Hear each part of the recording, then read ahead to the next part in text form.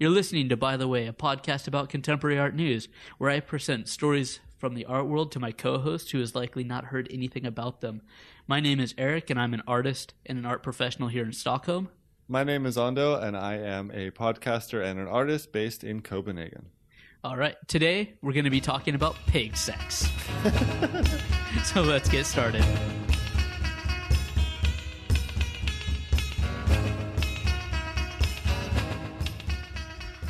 I wanted to talk about the exhibition at the Guggenheim. It's their most recent exhibition called Art in China After 1989, Theater of the World. It's been making a lot of headlines before it has opened. Have you heard anything about this by chance? Not a word. All right. Do you know much about contemporary Chinese art? Not much. I've read Yeah, I mean, there's a really great magazine called Leap, which is based out of China. It's Chinese contemporary art, which I happen to leaf through every once in a while, and I very much enjoy. I know, in fact, you showed me the documentary about the guy who works with fireworks. Yeah, no, Skyladder is the one, yeah. Yeah, and I very much enjoyed that. So I've seen whenever I do see some contemporary Chinese art, I've very much enjoyed it. Okay. For the most part. So anyways, I'll talk about this show that has everybody up, or not everybody, but a group of people up in arms, and it's mostly the art or the animal activists that are up in arms about three particular works in this exhibition. I'm going to go ahead and tell you quickly about those works, and then also just the description of what ArtNet actually kind of summed up the statement of the exhibition. I think that's the easiest way to give you the context. It might be a bit long-winded, but I'll just give it a quick run here. All right. So these two artists named Son Yon and Peng Yi have a work called Dogs Cannot Touch Each Other. Another artist named Hung Yong Ping, the Theater of the World, in which the title of the exhibition comes from. And then Jing Bing, which is called A Case Study of Transference. All these works have been shown in North America, in Asia, and in Europe, so I think that's a little important right now just to say. And then ArtNet sums up the curatorial mission or the objective of this exhibition very well. So I'll just read that off to you. Intending to reflect how artists captured the violent change and bestial tumult of 2 decades charted by the show, set in motion by the shattered hopes and bloodshed of Tiananmen Square and capped by the controversial Beijing Olympics, which announced both the undeniable ascent of China as a world power and its retreat from the international humanitarian norms. The curators included 3 works that involved animals, one in which they menace each other, another in which they kill each other and devour each other. Yeah, they don't. That people don't like that. The animal rights people who wear that on their sleeve do not like that. No, and before I even tell you about the 3 works, I go back and forth, to be completely honest. And I think you'll probably do the same thing, especially being an artist and, not a dick. You don't want to see animals harmed, but then you're an artist and you're like, okay, I see some merit here as well. Yeah, it sounds like a troublesome conundrum already. Yeah. So the work Dogs Cannot Touch Each Other was a video performance that took place in 2003, in which the 2 artists took 4 sets of 2 dogs and their pit bulls and put them on kind of like treadmills, but they're self-propelled treadmills. So the dogs aren't being forced to actually run. These are also the same type of machines or treadmills that fighting dogs are trained on to be aggressive. So these dogs are set up in pairs facing each other on little treadmills, essentially. Then there's kind of a curtain between them. The curtain's removed. The dogs see each other, and they aggressively go at each other because that's what they've been trained to do. And the performance goes on, and it's in a museum situation. That goes on for about 10 minutes, in which these dogs are essentially just running at each other, ready to attack. I mean, they're fighting dogs. Trying to get at each other. Yeah, but they're restrained on these treadmills. So, yeah. So that's that work. Then there's a work called a case study of transference. Again, that's a video documentation, like the first one, of a performance that took place. This one back in '94. And the artist stamped the pigs. The animal rights activists have said they tattooed them, but it is that they stamped these pigs, or these two pigs, with ink. One pig is covered in random made-up Chinese characters, which is kind of symbolic and also a trait of this artist that he plays with these fake characters. The other pig is tattooed with or stamped with Roman letters. Just random. They look like Louis Vuitton style font letters just stamped all over the body. These two pigs are then led out into the museum, and they're kind of in a large pig pen. In that pig pen is lined with books. You then have the crowd around that's ready to watch the performance. And it doesn't seem like it takes too long, because I think one of the pigs is in heat and the other pig is horny. The male pig is the Roman lettered pig, and the Japanese charactered pig is the female pig. And you can only imagine what happens. They try to make their own porno, let's say. Yeah. So that's that work. The last work, in which this is where the title exhibition comes from, and in my mind, I'll be the one that seems to be getting the most vitriol. It's essentially a large sculpture. Think of a table-like object that's built out of wood and wire mesh that resembles kind of like a large turtle shell. Inside of that turtle shell, the artist has placed various animals, insects, amphibians, and reptiles. They all share this one big common shared space, and then they just let nature play out. So motherfuckers get eaten, motherfuckers get killed. Exactly. So yeah. Got it. The smaller ones fall prey to the large ones, and then throughout the exhibition, they replenish the lower ones on the food chain. Yeah. So, what's your first impression of all of those? And then also in context to what I told you about what this show was supposed to be about. Well, I think I kind of have the same problem you do, is that I'm very torn. I think that the one with the dogs running especially is very evocative. I think that sounds like a fairly powerful artwork.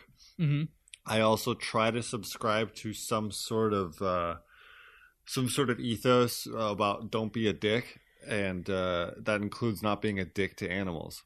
Yeah. So I would not personally be able to make that work, especially if I knew those animals and saw what they were going through. However, I do not romanticize nature in the other sense. I know that nature is brutal, murderous, awful. It's not all Pocahontas movies. There's a lot of it's a brutal world, so to speak, but I'm not sure that we should be facilitating that necessarily. And I think in the end, you know what, if we're meat eaters, then we should shut the fuck up, because this really has nothing, if you really want to fight for animal rights, this is not the battle to pick.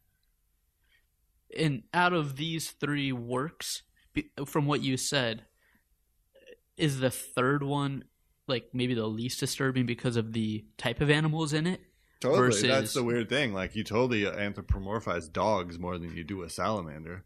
Yeah. It's just like killing mosquitoes versus saving a roly-poly bug. Like it doesn't... It's totally like, the cuteness factor plays such a heavy part of it, and I happen to love pit bulls. I think they're beautiful dogs. So I'd be like, oh, those poor pit bulls, But watching a newt get flayed alive, I'm like, well, nature's brutal, No, I mean, I appreciate the honesty. That's the thing is, I think it's important just to be honest about it, because most of us are somewhere more where you are, especially our listeners that have, I don't know, they appreciate the art world, and they might not be animal activists on the hardcore PETA level. Well, the other thing is, like, artwork should make you think, right? And they totally do in this case. Whether or not the artist intended to provoke you to the level where shows might get canceled or censored or anything, whether or not that happened. I mean, because there's also a lot of cultural difference here. I don't know very much about China, but I have heard educated white people who are clearly no better than everybody else that, you know, animal rights are there's a different culture in, let's say, China. What's interesting is all three of these works have been shown in various museums and such over the since their creation, but not all three of them have been shown at once. And that actually surprises me that they've had successful runs of this one, especially with the dogs. Well, but it's only a video. That's the one thing. Okay. Yeah, it's video documentation of a performance. So it's not like they're being, run out every single time that's shown. It makes it, in my mind, slightly less offensive from the animal activist side that it occurred once, but at least it doesn't occur every time. So the artist said, okay, I need to make this point, and this is the only way I know how to make it, or I think is the most effective way of sorry to put the animals in this context, but these are the materials I need to use to make my statement that I find to be very important. And this is, a statement about Chinese politics. I'm sure it's very evocative. Yeah. And speaking of, us anthropomorphizing, having the pigs make sweet love over a pile of books seems a lot less shocking than having dogs who are trying to kill each other, run at each other, Yeah. I've seen all three now. I found videos of all three online. So I have, obviously a little bit more understanding about what's going on in each one of them, but than you have, because you're just getting presented them right now. But definitely the second one to me was oddly the most disturbing, the one with the pigs. Yeah. Well, that's also a very evocative image, right? Yeah, but he's putting symbols on pigs and letting them have at it, which has to do with like histories of sexual violence, repression. It becomes a very historically heavy, just the act of. And setup. Also you have to think of the pigs. Which one's which? The male pig that in the video is quite aggressive, and you're hearing the squealing and all that. The male pig is the one with the Roman lettering on him, of course, and that's a very certain choice. That means something. Exactly. I think at the end of the day, though, they should just, the fact of the matter is, this isn't like, I couldn't personally stand to do works like this. I would watch them though, because I do think that the artist has the right to make these choices. And I think people have the right to protest them as well. That's fine. But I'm not really sure if this is where we should be picking our battles. Is the arena of art where, let's just say, those were the only attack pit bulls used in a 1-year period in the entire international art world? Is this really the space? I mean, because it's not legitimizing dogfighting in any sort of way.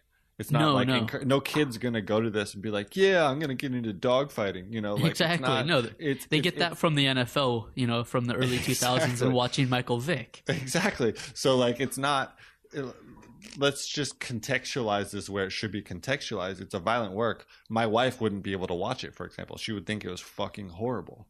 But I think that's why it's so powerful. Exactly. Is you want to turn away from it. Exactly. So let's just choose, like, if you want to make a difference, then I would, I'm not going to fight this fight. Let's put it that way. Yeah. Did you ever see this exhibition at Nikolai Wallner's gallery in Copenhagen there? Oh, the one with the dog? I didn't see it, but I know of it. Yeah. So I was working at the gallery next door, Nils Stark, at the time, and went to the opening. And it's a large gallery, and in this larger space, you can think of a big chain link fence bisecting most of the room, and which you had to kind of snake yourself around from the entry of the room to the other side, in which there was another door leading to the rest of the exhibition. But to get through that space and around this chain link fence, there was actually dogs chained up that were occasionally barking and kind of very aggressive as well. And just that experience And these dogs weren't harmed in any which way. They're no different than any other dog being chained up outside of a supermarket, essentially. Or in your white trash neighbor's backyard. Exactly. Yeah, exactly. A dog on a chain around a fence, or a tree just hanging out. Sure. But put in that context, and with the echo inside of this white cube gallery, it was really, unnerving. I imagine. Yeah. But so let me go ahead and jump to where we are now with this. So a lot of this has been going on and making the headlines, getting some traction online, obviously. Shared posts on Facebook that then turned into a change.org petition. And the Guggenheim has decided to remove those 3 works now from the exhibition. And they stated, out of the concern and the safety of the staff, visitors, and participating artists, the Solomon R. Guggenheim Museum has decided against showing the works, and wrote that the Guggenheim regrets that explicit and repeated threats of violence have made our decision necessary. And then the change.org petition, as of the recording of this, had right around 790,000 signatures on it. Wow. Yeah. And it's interesting that they note that there isn't. They never at any point said they regretted the choice of the artwork or that it wasn't appropriate. They said personal safety issues and violence being thrown at the museum and its staff. Not right. Yeah. So, that's shitty. Yeah, absolutely. And the curator or the director of that department, I read up on her as well. She's one of the leading figures in the Chinese contemporary art world, and she's a part of the Guggenheim, scholar or academic. So she has spent 25 years with contemporary Chinese art. She lived in China. That's what she does. She's one of the leading scholars. So it's not like she's not just doing this to be provocative. No, this is part of her research. I'll have links to a couple of these articles so people can read up on the details. There's a really good interview with her in which she defends the work and why they need to be there, and she talks about how the works are brutal, but they need to be brutal, and they need to be a part of this exhibition because what happened. What this exhibition's about is the time between the Tiananmen Square and the Beijing Olympics, and that wasn't exactly the another Lucky Charms type of period in Chinese history. There's some brutal stuff that happened during, what would that be, about 88, 89 I think it was, until 2008. So big changes. Yeah. And then just the only last little thing I just wanted to add is a representative from Peta also weighed in, saying that he demanded that the works be pulled from the show, and says that neither of the 2 works deserve to be called art. Fuck you. Thank you. That's exactly. I hate that when people come in from other fields and says, that's not art. I don't go to a geologist and say, that's not an earthquake. Look, motherfucker is confusing his own passions with the rest of the world. Like, he has that's a non-objective stance. And anybody who's a fanatic gets less of a speaking right as far as I'm concerned. And I'm not talking about this as an art. I'm not saying that all art can do anything. I'm not saying that. But I think that that if it touches people and it's evocative and it helps spread a message, then of course it's fucking art, you ding dong. Hey, watch your language there. There's kids listening. Ding dong, come on. All right. Is there anything else you wanted to say about this? Are there any other exhibitions that you've ever seen that were equally provocative. The only one I can think of is there's a Danish artist named Marco Ivaristi, I believe his name is, who made a work where he put a goldfish in a blender full of water and invited visitors to press the button. Yes, and that raised a fair amount of controversy here, and eventually someone did press the button. So yeah, I think it's a very powerful exhibition, and I think there's a little bit of too much sharing of this type of stuff on the internet, in which people just jump in, and it's completely out of context. They're not. Yeah, they don't read enough about the artwork or why it needs to be there, or why the artist chose to do these things, to give them a frame of reference to make these, like, to sign a petition and say, get rid of it, let's burn it. And I think that's fine also, but I just fine if you have the right to be up in arms about this, but I have the right to call you a ding dong too. So again, not safe for work. Come on. Cool. Well, let's wrap it up. Thank you so much for listening to this episode of By the Way. You can find us on Facebook, Instagram, Twitter, Friendster, MySpace, all those Graham media socials. And that's especially important because you will find videos, links, news, all the stuff we're talking about will be posted on the website. So you can kind of follow the story and educate yourself about what we're talking about. And before we go, we'd also really appreciate it if you'd take a moment to jump on iTunes and leave a 5-star review, talk about it, tell your friends. We're really hoping to spread the word here in the first episodes, get a couple of listeners on here. It would be a huge help for us. All right. Thanks for listening, and we'll talk to you soon. See you next time.